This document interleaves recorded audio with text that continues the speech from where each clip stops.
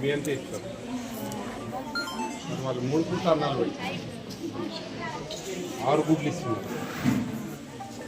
మేమేని chicken ఇస్తున్నారు 315 గ్రాములు. వాళ్ళు 2 సార్లు ఇస్తారు 157 గ్రాములు. చికెన్ కొంచెం తగ్గించుకుంటా ఉన్నాం 110, 120 ఇస్తున్నారు. మరి మీరు ఎట్లా సరిపోవడం లేదు?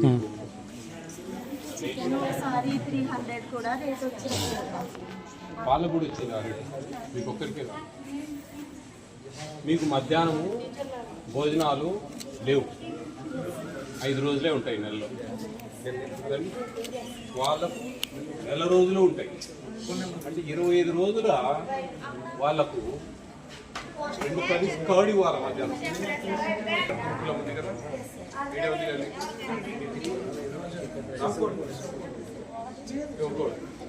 ఆడికి పోయి అంబేద్కర్ గురుకులు కూడా పోయి మీరు మాట్లాడండి.